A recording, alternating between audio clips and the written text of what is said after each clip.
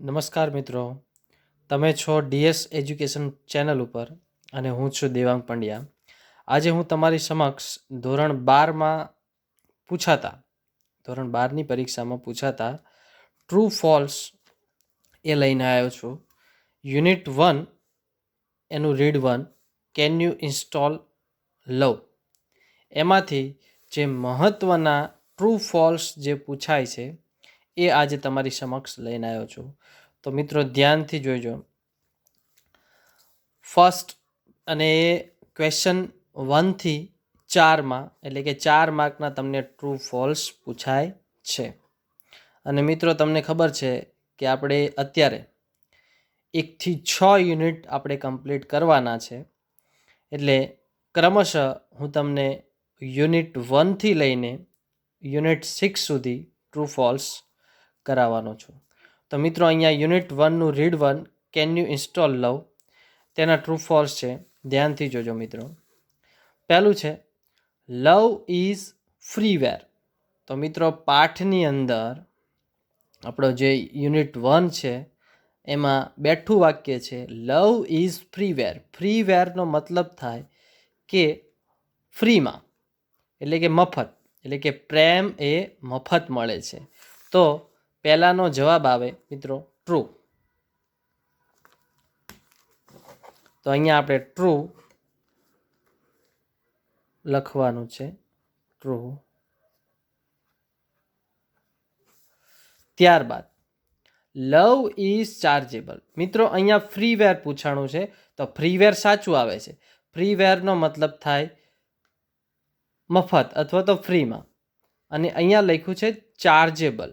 ચાર્જેબલનો મતલબ ચાર્જ એટલે શું થાય મિત્રો? તો ચાર્જ એટલે એની ફી કહેવાય, એમ કે પ્રેમ એ ફીથી મળે છે અથવા તો એના પૈસા હોય છે. તો એ મિત્રો તમને ખબર પડી જાય કે એ ફોલ્સ આવે. બંને જો એક પોઝિટિવ છે એક નેગેટિવ છે. લવ ઇઝ ફ્રીવેર તો ત્યાં સાચું છે, લવ ઇઝ ચાર્જેબલ તો એમાં ખોટું છે, ફોલ્સ. આગળ ફર્ગિવનેસ .exe. ફર્ગિવનેસનો મતલબ થાય જતું કરવું. Is to be invoke to erase. ઇન્વોકનો મતલબ થાય આમંત્રણ આપવું. Two erase. ઇરેઝ એટલે તમને ખબર છે આપણે ઇરેઝર બોલવી. ઇરેઝરનો મતલબ રબર. રબરનું કામ શું છે? તો એનું કામ છે ભૂસી નાખવું, કાઢી નાખવું. તો અહીંયા એવો મતલબ છે. ઇરેઝનો મતલબ કાઢી નાખવું. ગ્રજ. ગ્રજનો મતલબ વેરભાવ. એન્ડ રિસેન્ટમેન્ટ એનો મતલબ એવો જ છે ગ્રજ જેવો, ગુસ્સો. વેરભાવ અને ગુસ્સો. ફર્ગિવનેસ .exe is to be invoked to erase grudge.exe and resentment.com. મિત્રો આનું ગુજરાતી એવું થાય છે કે જતું કરવું. આપણે જે જતું કરીએ, જતું કરવાનો જે ભાવ રાખીએ એ આમંત્રણ આપે છે કાઢી નાખવાનો. આમંત્રણ આપે છે કાઢી નાખવાનો. કોને? તો ગ્રજ એટલે વેરભાવને અને રિસેન્ટમેન્ટ એટલે ગુસ્સાને. તો એ સાચું છે. આપણે જે જતું કરવાનો સ્વભાવ રાખીએ એનાથી શેને આમંત્રણ મળે છે? કાઢી નાખવાનો. તો આપણો જે ગુસ્સો છે, વેરભાવ છે, એને કાઢી નાખવાનું આમંત્રણ મળે છે. તો એ મિત્રો ટ્રુ આવે. ત્યારબાદ love program is set up to run internal hurts. Internal એટલે આંતરિક. ઇન્ટરનલ એટલે આંતરિક.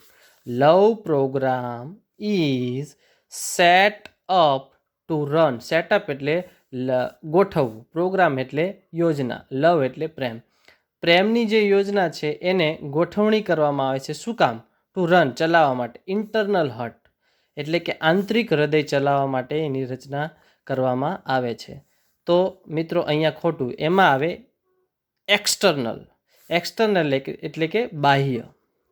તો અહીંયા મિત્રો આ આવે ફોલ્સ. ત્યારબાદ રિયલાઇઝ વર્થ. રિયલાઇઝ વર્થ એટલે કે આપણા મૂલ્યનું ભાન થવું, એને કહેવાય રિયલાઇઝ વર્થ. રિયલાઇઝ એટલે ભાન થવું અને વર્થ એટલે કિંમત. Realise worth .exe means to thinking negative to self. આપણી જાતનું ભાન થાય એનો મતલબ શું છે? તો અહીંયા નેગેટિવ ટુ સેલ્ફ, પોતાની જાતને આપણે નકારાત્મક વિચારીએ છીએ. ના, એવું નથી. અહીંયા આવે પોઝિટિવ. તો આ ફોલ્સ થઈ જાય.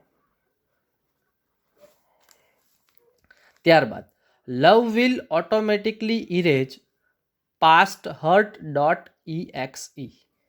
ઇરેઝનો મતલબ આપણે મિત્રો અહીંયા જોયો, ઇરેઝ એટલે કાઢી નાખવું. ફરીથી, ઇરેઝ એટલે કાઢી નાખવું. લવ વિલ ઓટોમેટિકલી ઇરેઝ એટલે કે પ્રેમ એ કાઢી નાખશે. ઓટોમેટિકલી એટલે આપોઆપ કાઢી નાખશે. શું? Past hurt. પાસ્ટ હર્ટ એટલે ભૂત. નમસ્કાર મિત્રો, સોરી ફોર ડિસ્ટર્બન્સ. લાસ્ટ વિડીયોમાં એક વિડીયો બંધ થઈ ગયો હતો, એટલે આપણે કન્ટિન્યુ રાખીએ છીએ અહીંયા.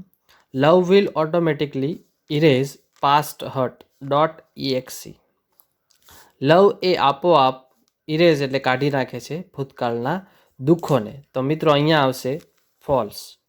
ફોલ્સ નહીં આવે, સોરી, ટ્રુ આવશે કે ભૂતકાળના દુઃખોને પ્રેમ શું કરે છે? કાઢી નાખે છે. ટ્રુ. ત્યારબાદ the first step is to open your hurt. એટલે કે અહીંયા મિત્રો આપણને પાઠમાં કીધું છે કે પ્રેમને સ્થાપિત કરવા માટેનું ફર્સ્ટ સ્ટેપ શું છે? Open your hurt. એટલે કે તમારા હૃદયને તમારે ખુલ્લું રાખવું પડે છે. તો એ ટ્રુ આવે છે. મિત્રો આ બધા જે ટ્રુ ફોલ્સ છે આમાં લવમાં, કેન યુ ઇન્સ્ટોલ લવમાં, એની અંદર બધા એક સામાન્ય વાક્યો જેવા છે. જે સાચું ખોટું છે એ આપણને તરત ખબર પડી જાય. કે અહીંયા જે એક્ઝામ્પલ રૂપે જોઈએ તો the first step is to open your hurt, કે લવને સ્થાપિત કરવા તમારું હૃદય ખુલ્લું રાખવું જોઈએ. તો એ સાચી વાત છે. The first step is to close your heart, તમારું હૃદય બંધ રાખવું જોઈએ. તો ના, ત્યાં આવે false.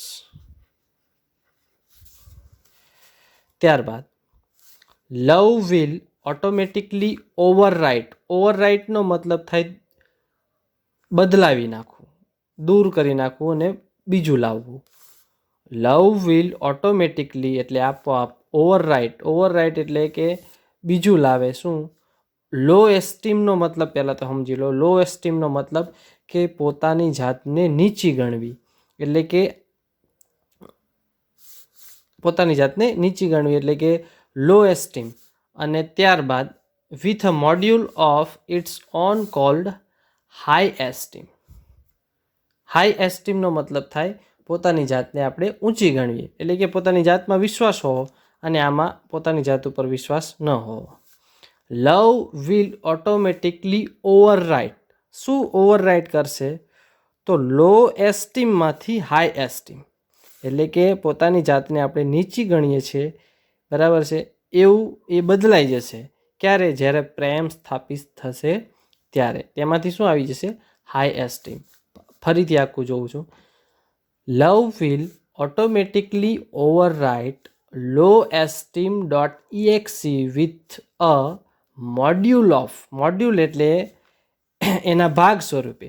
Of its own cold, એનું પોતાનું નામ શું છે? High esteem. હાઈ એસ્ટીમનો મતલબ પોતાની જાતમાં વિશ્વાસ હોવો. તો એ સાચી વાત છે. પ્રેમના કારણે તમે પોતાની જાતને પહેલાં નીચી માનતા હોય અને પ્રેમ સ્થાપિત થવાથી તમે પોતાની જાતને વિશ્વાસ વધી જશે, પોતાની જાતમાં માનવા લાગશો.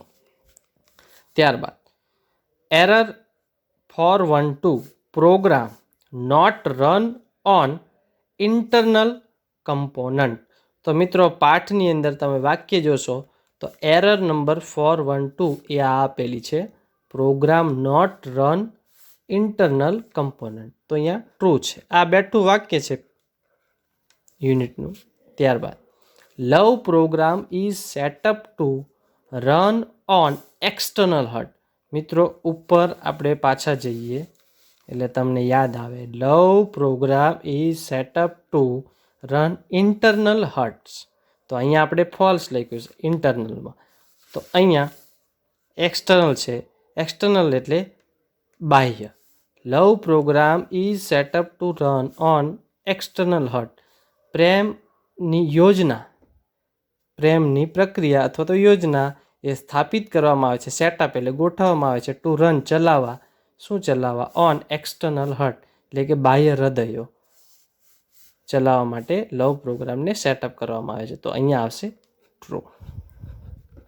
મિત્રો અહીંયા યુનિટ 1 એનું રીડ 1 કેન યુ ઇન્સ્ટોલ લવ એના આટલા 11 ટ્રુ ફોલ્સ એ મહત્વના છે. હજી એકવાર નજર મારી લેજો મિત્રો. આ ટ્રુ ફોલ્સ આવવાની શક્યતા છે પરીક્ષામાં. 4 ટ્રુ ફોલ્સ આપણે પૂછાય છે પ્રશ્ન નંબર 1 થી 4 જે આ યુનિટ 1ના મહત્વના ટ્રુ ફોલ્સ છે. મિત્રો આપણી ચેનલનું નામ છે DS એજ્યુકેશન, અને જો સબસ્ક્રાઈબ ન કરી હોય તો આ ચેનલ સબસ્ક્રાઈબ કરજો. Thank you for watching.